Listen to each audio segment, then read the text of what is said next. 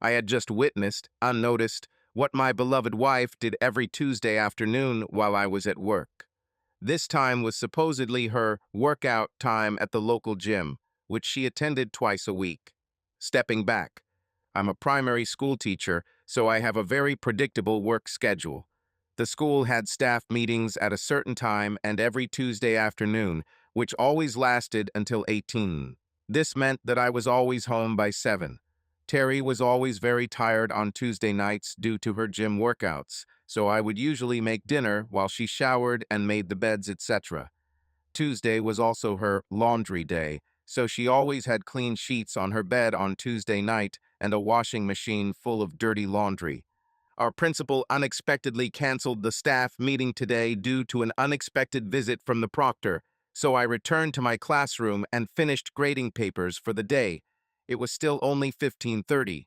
On a whim, I decided to go home and make dinner early and maybe do the rest of the house cleaning before Terry got home from the gym.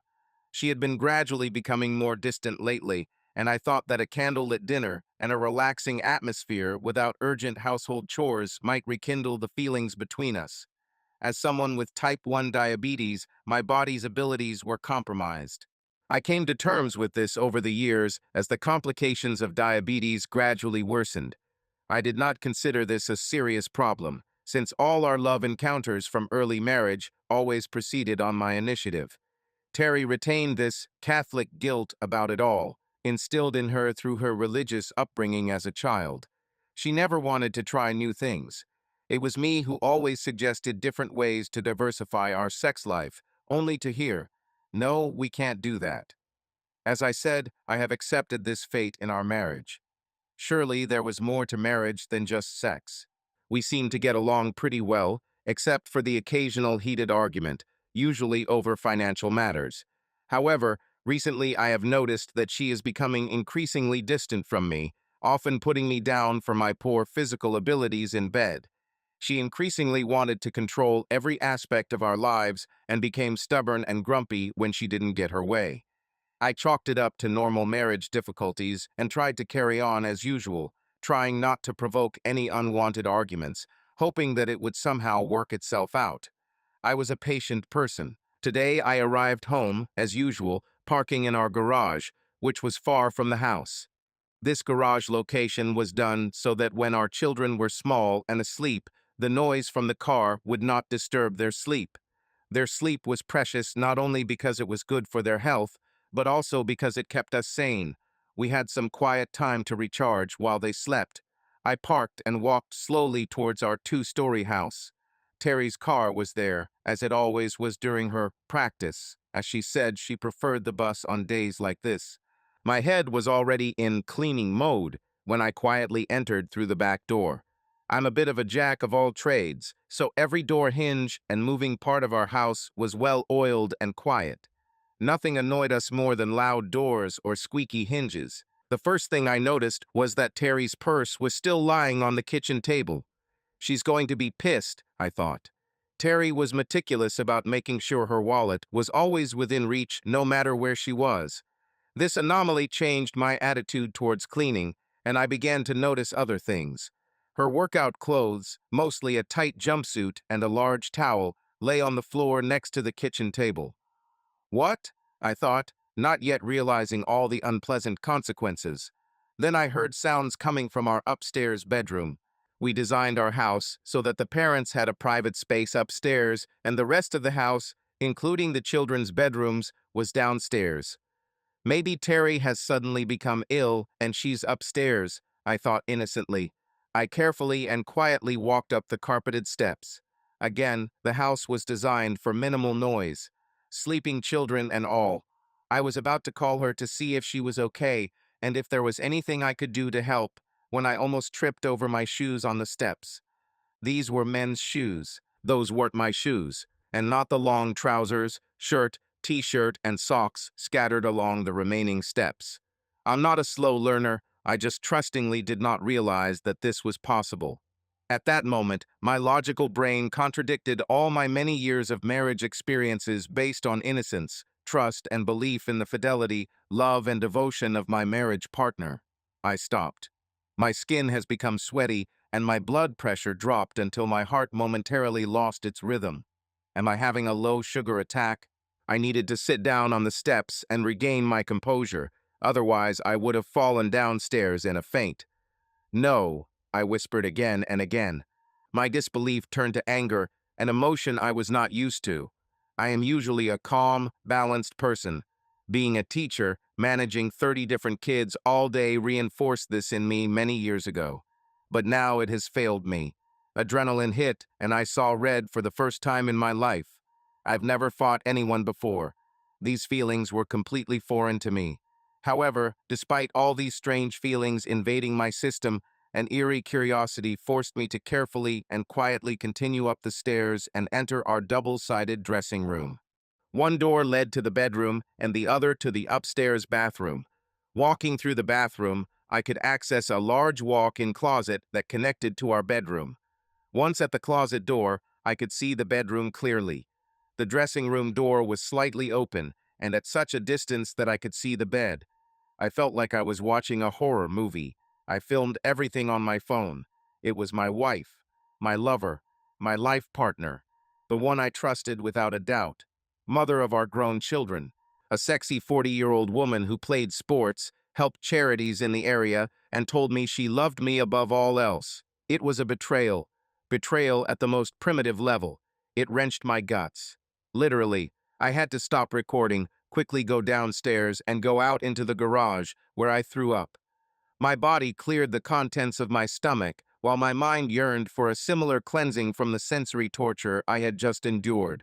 It seemed like hours, but in reality it was probably only 30 minutes, when I left our yard and started walking, not knowing where, but ended up in some park a few miles from our house. There I washed my face, sat down, and watched the recording. The sound was turned off so as not to disturb the children playing around me, and their mothers were talking to each other in the seats around them. Luckily, none of them saw what I was watching. The destruction of my life and everything I used to consider normal was in digital reality on my phone screen. The destruction of our marriage. That's when I cried. My stomach has cleared. Now it's time to give free rein to my emotions and cleanse my psyche in the same way. I cried until a sound interrupted me. The warning beep of impending battery failure distracted me from sobbing. The park was empty. Empty like my soul. My body felt light, almost unearthly, as I walked, no, floated home.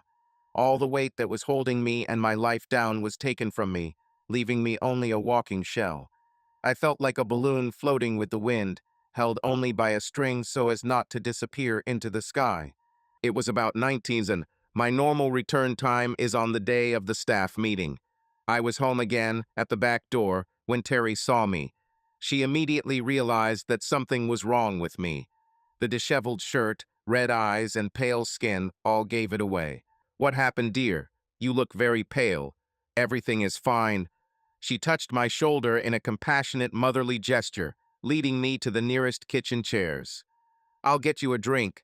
You smell like you just threw up. Are you all right?" Her eyes told me she was genuinely concerned. I couldn't tell her what really made me angry. Not yet. I simply answered in a trembling voice. "Not really. Something upset my stomach. Maybe lunch. Sorry, but I threw up outside the garage. I'll clean it up later." I muttered something else that I can't remember, but the gist was that I took a shower and went to bed. Terry replied, "Okay, honey, but take the container to bed with you. If you throw up again, it might be on those lovely clean sheets. Those damn sheets. They were clean, but now they were much more dirty than last night's dinner. They were stained with the stains of pure betrayal." I responded a little more forcefully, "It's okay. I'll sleep in the spare room until I feel better." And he wandered into the spare bedroom downstairs. And so it was for the next few days. Terry was herself. I worked on autopilot and slept in the spare room, in case I threw up again. I knew I couldn't stand this excuse for long.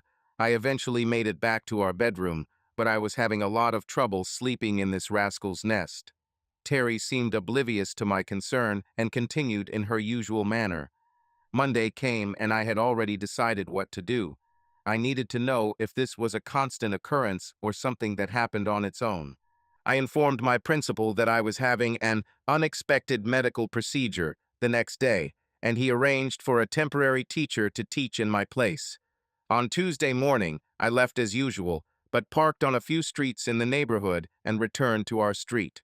I knew the back entrances to the yards near our house, and carefully, so as not to be noticed by the neighbors, I made my way into our garage at the back of the house.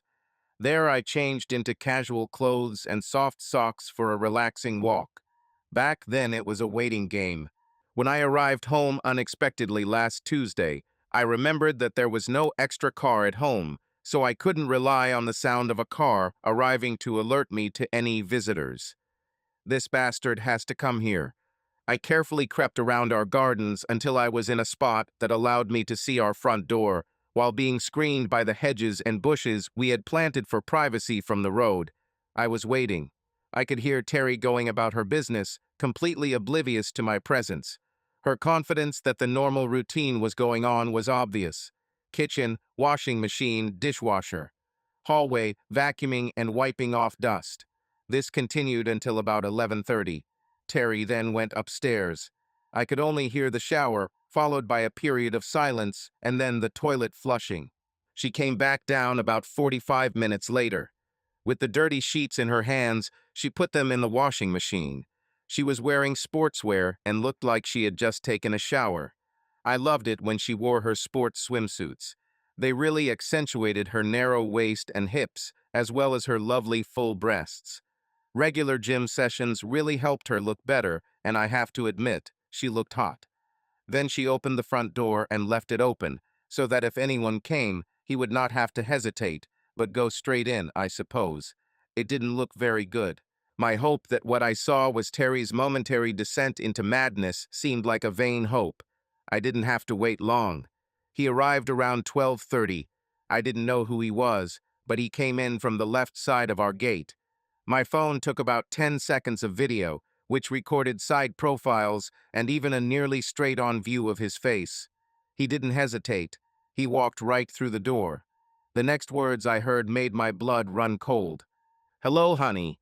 Hope you're dressed for your big workout again." "Certainly," came a reply from Terry. "As usual, in my lion. You always like it when I wear them. Sometimes I wonder if that's what attracted you to me in the first place." They made love. I returned to the garage and began to think about my actions. My heart was still pounding. I needed to calm down, but I also needed to learn more. Who, where, why, when I already knew? How was I going to tell Terry that I knew about her cheating? This conversation will probably be more painful for me than for her. She had plenty of time to rationalize and sort out what she was doing. All of this was just thrown into my world in an instant. I realized that I could never love my wife Terry again. The betrayal has gone too far. I know some people say that with the right counseling and a certain amount of commitment on both sides, things like this can be overcome, but damn, Terry's commitment was clearly low. I can never be with her again. What bothered me the most was the why. Why did she do this? I knew we didn't have an active sex life, but her entire life with me was one, ruled by Catholic guilt about sex and the pleasure it brought. Sex was for creating children, not for pleasure and pleasure. Passion was one of the 7 deadly sins. It was I who always tried to add spice and adventure to our sex life while I was physically able. I always knew that one day my diabetes would start to negatively affect my body parts. So why did Terry now suddenly want to explore all these things that she had categorically rejected for many years of our marriage? And why didn't she discuss these new desires with me first? I realized that sexual betrayal was just an outward manifestation of a deeper lack of trust and desire to share intimacy. My marriage has completely broken down. She betrayed our marriage to the very core. I admit I felt guilty for her betrayal. Maybe I could have done more to improve our sex life, but maybe I should have constantly asked her about her desires instead of allowing the status quo to take hold. Maybe she felt she couldn't discuss it with me. I needed to look deeper into these issues. Where and when did this all start? I knew Terry had been going to her gym workouts for at least 2 years. This was her New Year's resolution all those years ago. I fully supported her in this. As a diabetic, I fully understood the need to maintain a healthy, balanced lifestyle that included regular exercise. I knew that Terry went to a gym 2 bus stops from our house, one that was visited by many married ladies in our area. I thought this was a great idea as it helped Terry connect with other women and create a little community among our neighbors. These women became very close to her. They even convinced her to help with numerous charity events in our area. Perhaps the gym was the place to start. As a teacher, I had access to computers, printers, and more. I printed out the photos from the videos on my phone and decided to start by finding out the who. Perhaps this will lead me to where and when it all started. I didn't have to search long. Terry was scheduled to go to her regular gym class the following Thursday, and I offered to go with her to see if I should join too. It was the middle of the school term, so I had a week off from school. Terry didn't really want me to go, making excuses like, "There's only a bunch of married ladies there, and we basically talk the entire session," or the weakest excuse, which sounded like, "Who will be home while I'm at the gym?" But I persisted and was eventually able to go with her the following Thursday. At first, when I walked into the gym, it was like a scene from a movie where someone orders milk in a saloon. All eyes were on me, and I also noticed some side whispers from many of the women. Terry explained this by saying that the women weren't used to seeing her with someone at her regular classes. The session began with the usual warm-ups and stretches. This was followed by an hour and a half of training on different machines to work each muscle group. I kept up as long as I could, but after about 45 minutes, I had to take a break. My blood sugar started to drop, and I knew I needed to stop and eat something sweet. I did it, and Terry understood it. After taking the gummies and waiting on the side bench, I began to observe Terry more closely and noticed that she was clearly nervous. She constantly glanced towards where the employees entered the main hall. I also started paying more attention to the gym itself. It looked like most gyms around the world. Exercise machines were located throughout the room, with mirrors on the walls of each machine so participants could monitor their posture and muscle development at each stage. I walked around and noticed a wall with employee information located near the exit from the hall. I went there, more to distract myself and pass the time until Terry finished. I looked at the top photo, which was of a woman of indeterminate age, well-built and obviously very fit. Everything is clear, I thought, reading her description. Miss Elizabeth Wiles, director and proprietor. Her contact number and opening hours have been provided below. There were 3 more under her photo, 2 women and 1 man. This is where I froze. I would recognize this man anywhere, even on a nudist beach. It was Terry's lover. Shaking, I read his description. Mr. Philip Bonte, Chief Exercise Program Designer and Personal Trainer. Now I know who. When I looked in Terry's direction, I noticed that she wasn't at the last gym I saw her at. I returned to my side bench and slowly began looking for it on each machine. I finally found her in a frantic conversation with a man who was partially hidden from me by a weight-lifting machine. He appeared to be standing at the door to the employee area, and Terry clearly stopped him from entering. She nervously motioned for him to leave and quickly returned to her machine. She didn't notice that I saw her absence and conversation. I was furious. Again, it was a feeling I was not used to. When Terry returned to me, she again saw that I was not feeling well. "Everything is fine. Did your sugar take a long time to recover?" "Yes. I'm fine now. Are you ready to go?" She was about to respond when Miss Wiles announced over the gym's intercom that today's finals class had been canceled because Mr. B. Bonte had suddenly become ill and had to go home. This drew a chorus of disappointed sighs and groans from most of the women. It seemed like his session was almost the climax for most of these ladies. This is worth exploring, I thought, looking at Terry. She didn't make a sound at the announcement, but she seemed relieved. "Let's go," she said hastily, gathering her towel and bag from the storage area. We had just left when one of the women, whom I did not immediately recognize, approached Terry. "It's a shame Phil couldn't finish as usual today," she commented. "Right. Terry replied and walked toward the car in a way that made it clear that she didn't want to talk about it right now. Okay, see you, Terry exclaimed. She was in the car faster than I've ever seen her. The ride home was quiet. Terry just relaxed, or at least seemed relaxed. She threw her head back, closed her eyes, and tried to breathe slowly. I noticed it. Maybe now I could find out more, since she was clearly very relieved about something. That was an interesting activity, dear, I commented. The machines are really well designed. No wonder you look so slim and fit. Thank you, dear, she replied. You are right. They do have an extensive exercise program. I like going there. The women there are nice, too. It's a pity that Mr. Bonte became ill, I continued. You mean Bonte, she answered too quickly. Philip Bonte. He usually ends each session with a set of exercises that really push everyone to give it their all and leave the gym feeling like they've really worked on their body. Yes, it's a pity that he didn't come today. Oh no, I thought. She is completely immersed in lies 100%. I know what he's doing with you. But I said, maybe he'll be fine again next week on Thursday. I thought about the upcoming meeting between my wife and Mr. Bonte next Thursday. It was time to take decisive action. The next week at school, I was on duty at the Children's Assembly. For those unfamiliar with schools, this is where teachers supervise children while their parents pick them up in cars. It is usually a bustling place where children are rushing home, talking to their friends, and looking for their parents at the same time. Parents are also in a hurry, trying to remain patient in the endless line of cars, hoping that their child will be ready when they reach the end of the line. Imagine my surprise when a car pulled up towards the end of the hour and the driver turned out to be the same woman who had tried to talk to Terry during her gym class last Thursday. Hello, she said. Sorry, I'm new to this selection and completely forgot about the time. Is my son Timothy here?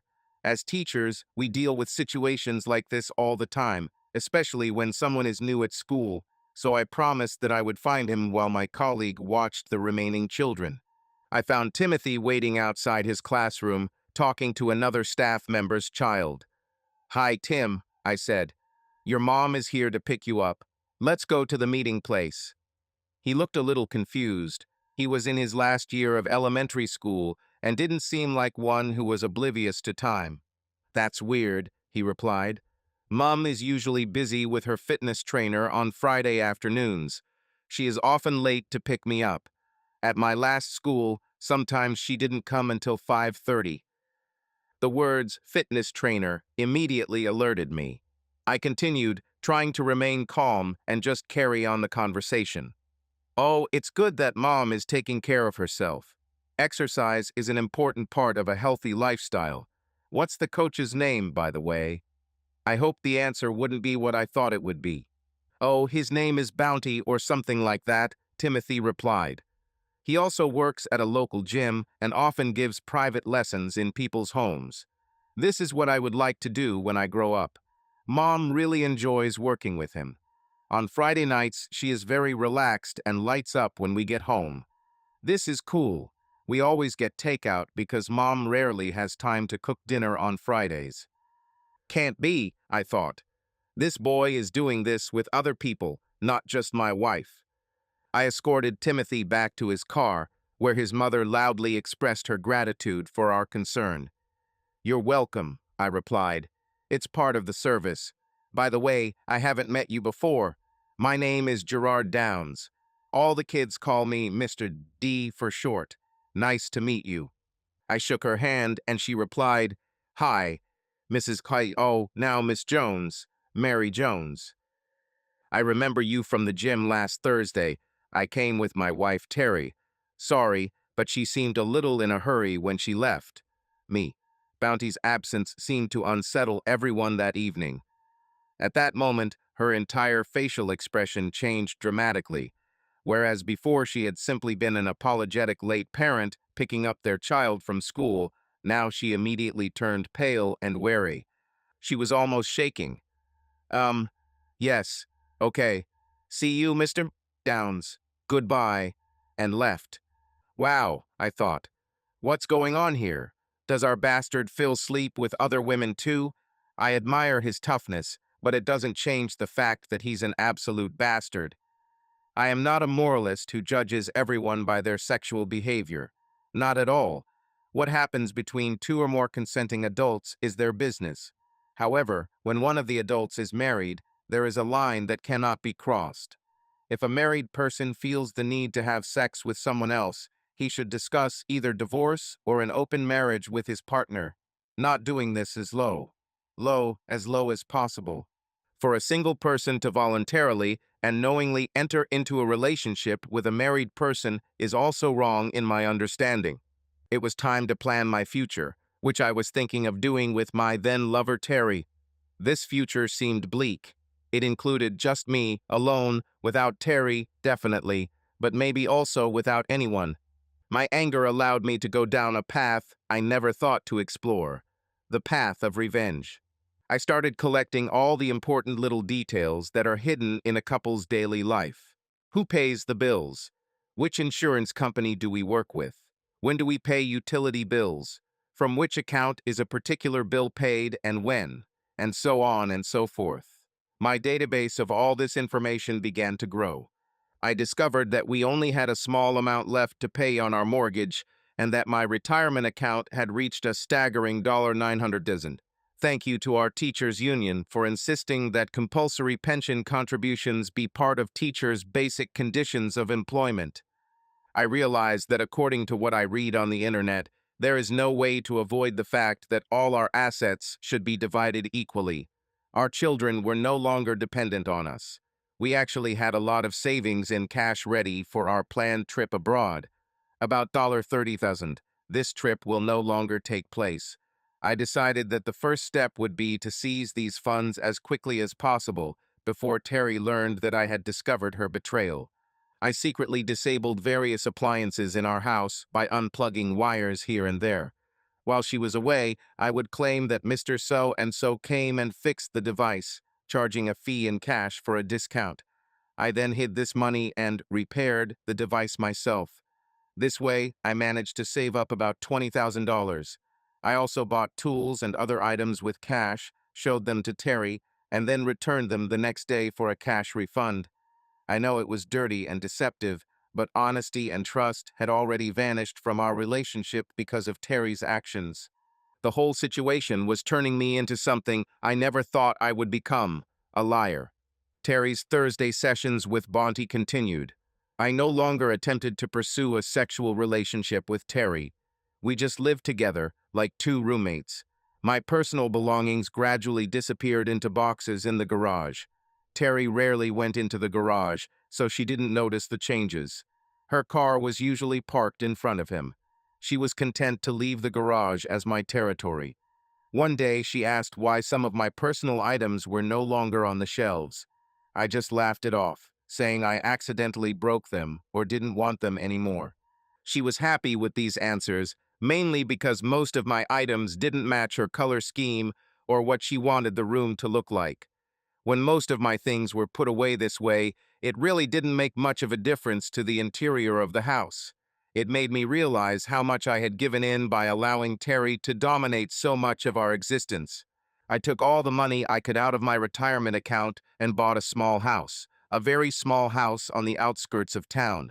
It only had 2 bedrooms and a small yard, but it had a garage and was close enough to the school where I worked. The good part was that the mortgage balance was such that I could easily handle the payments, even on half my salary. This was not a mansion. It's amazing what good deals you can find if you don't aim for shiny, popular areas. My preparations for separation were in full swing. I gradually moved my personal belongings to the new house.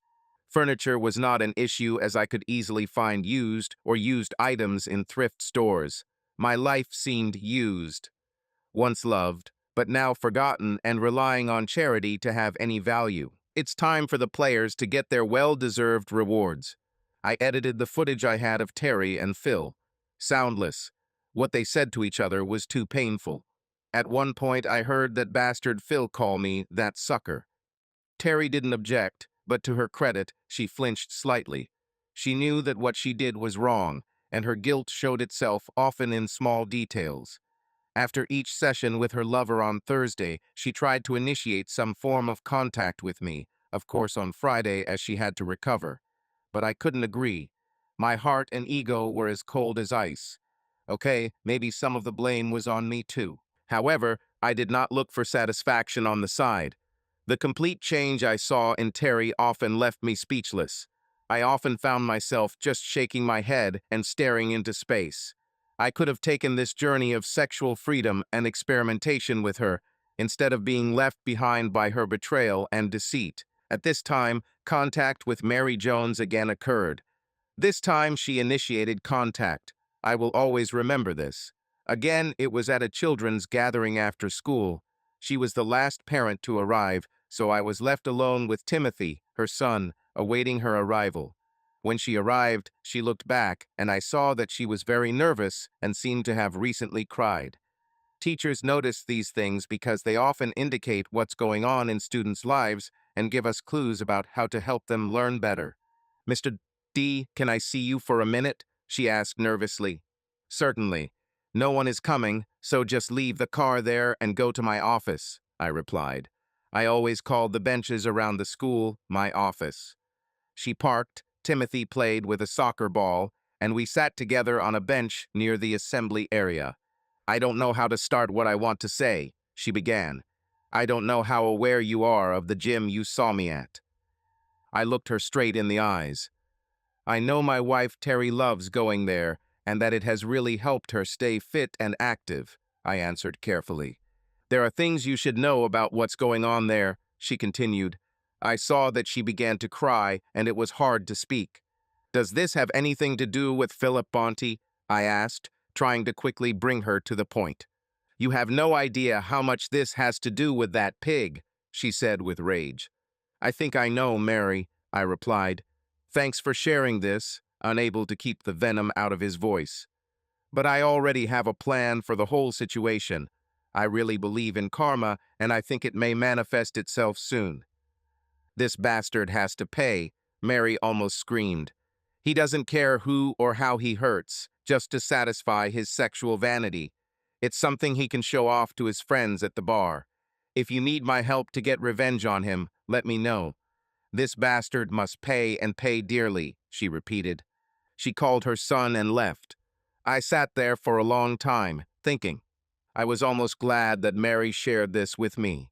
For a while, my plan for revenge seemed to be simply a manifestation of jealousy over my inability to save my marriage. I needed to think more. I wondered how many more women he had involved from the gym. It's time to gather the facts.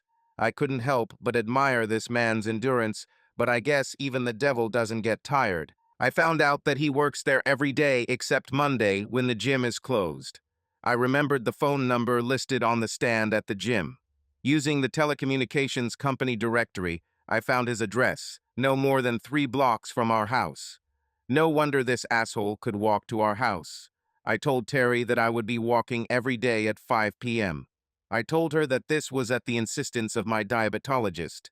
Luckily, Terry didn't want to join and knew it wouldn't interfere with her meetings, so everything went smoothly. The first evening, I went straight to Bonte's address and saw that he lived on the ground floor of an apartment building. His car wasn't there, so I waited nearby to see when he arrived. He always left our house before 6, so I assumed he would return around that time. That's right, he entered his apartment a little before 6. This was repeated every day when I could walk, except the day of my meeting at school. I figured he does this every day the gym is open. Does he sleep with women every day? I was again amazed at his endurance. I needed to know if he had sex with other women. My walks began to start earlier and earlier to see when and where he went each day. I decided to take a whole week off from school for this purpose. Luckily, having been a diabetic for many years, it was easy to get a sick note from my doctor. I visited an electronics store and bought everything I needed. A long-range listening device, one of those discreet ones, not the kind that looks like a satellite dish. Voice and motion activated cameras, full color HD. I bought 5 of these cameras. Another portable hard drive for my computer. I had to store all the digital evidence somewhere. On Monday, after purchasing the necessary items, I installed one of the cameras in Bonte's apartment. Luckily, it wasn't that big. It was basically a one-room apartment with a large living and kitchen dining area. One camera was enough to cover everything except his bedroom. It was easy to install. I just waited until he left for the gym and grabbed his keys from under the doormat. This idiot couldn't have been more creative. After checking that the camera was working, I left. Now, whenever he moved or made noise in his apartment, the camera with microphone would activate and transmit all the video and audio in real time to my computer, where it was also saved with timestamps. The camera started rolling as soon as Bonte returned home Monday evening. There was great footage of him eating takeaway in front of the TV before he went to bed around 9 p.m. On Tuesday, I waited until the gym closed and snuck in through the back door. This was the door that most stores often forget to check before closing. I'm lucky. I set up the following camera in a private room in the back of the gym where one-on-one health consultations were held. This was the room where Bonte often received his private clients. What kind of person have I become? Installing cameras in other people's places. A spy? Where will this all lead?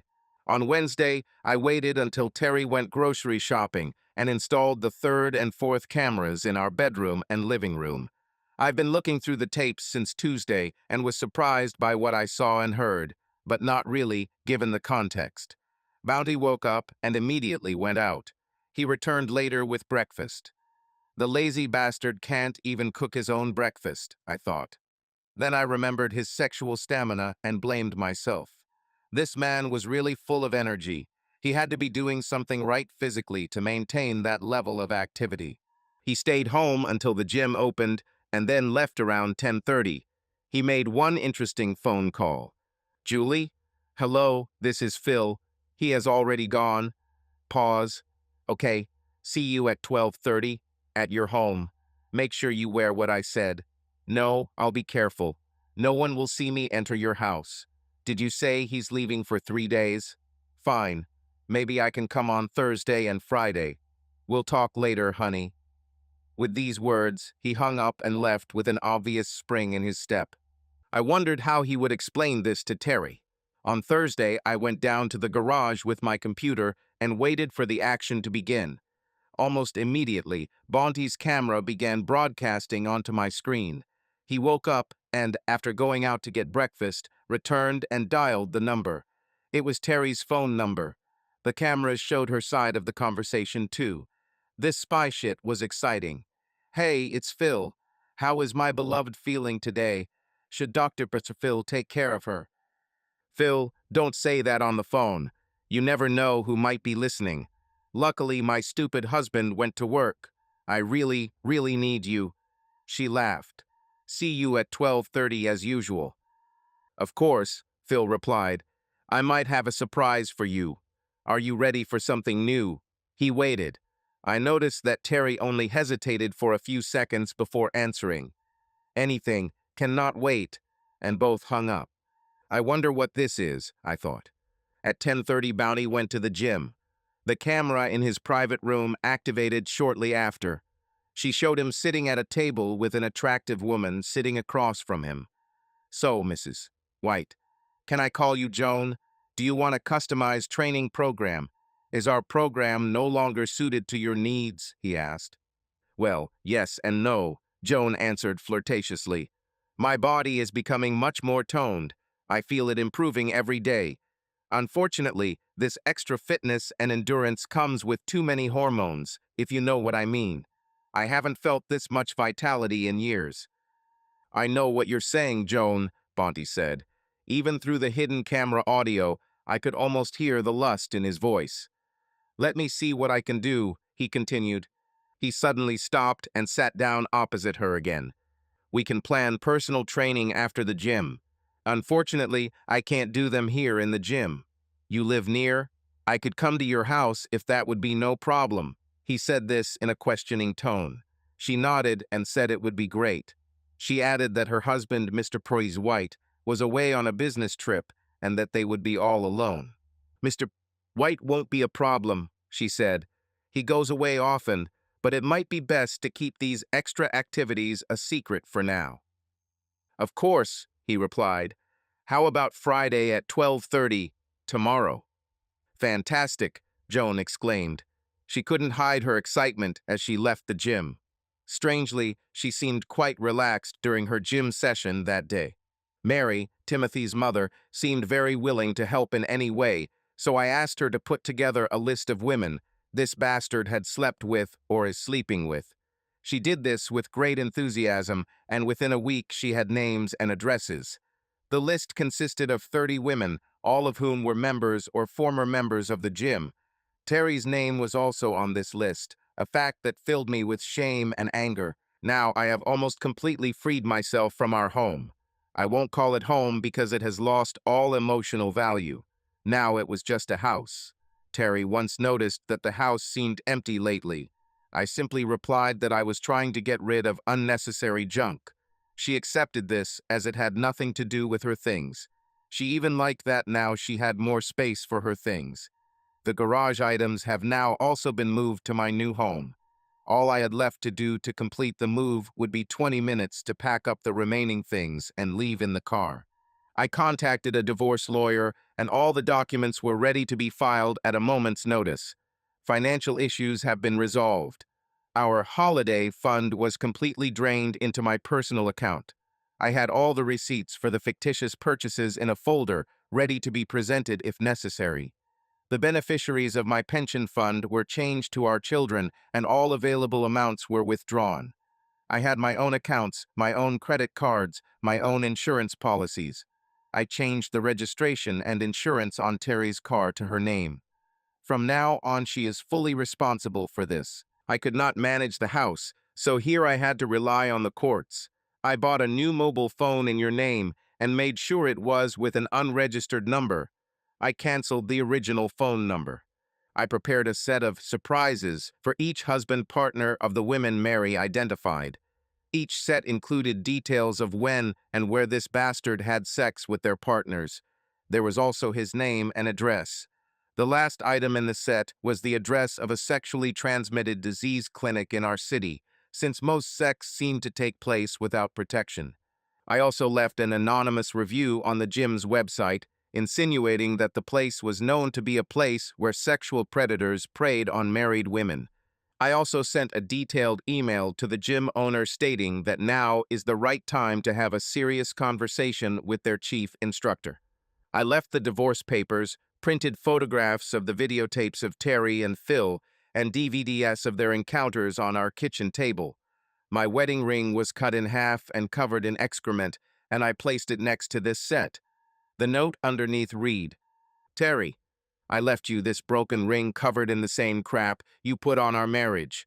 Do not contact me unless through the attorney listed on the divorce papers. I asked the school to ban you from entering its grounds, so don't try to contact me there. The police are quick to arrest anyone causing trouble on school grounds. I informed our children about what I was doing. To avoid any confusion and to prevent false words being said about who initiated the breakup, I sent copies of the DVDs to them. Bitch, I drove to my new home and waited for the storm to start. And it started with great force. One day, local newspapers found out about a scandal at a local gym. The owner had no choice but to close the establishment and leave the city. A certain former gym instructor was found beaten. He was believed to have been attacked by a group of unknown men. Many divorce petitions were filed in the local court, and many houses were put up for sale. Terry returned home that fateful day, saw my gifts, and immediately fainted. A neighbor heard a scream and saw her fall. It didn't take long for our old neighbor, a robust woman of 70, to notice the set too. She was always on top. Bitch, she shouted and spat in Terry's face. However, she called emergency services before leaving the door open. Terry tried to contact me, but she had no luck on any of the phones. She even tried to come to school and was arrested. One night in jail and a stern warning from the judge slowed down her efforts significantly. Our children made it clear to her what they thought of someone who would cheat on her husband in such a blatant manner. They were both married and, fortunately, inherited more ethical views on fidelity from me. obviously not from Terry. The divorce went through, and the remaining financial issues were resolved through the normal process. Terry had to sell the house, and the proceeds allowed her to buy another, smaller house on the outskirts of town, where she now lives alone.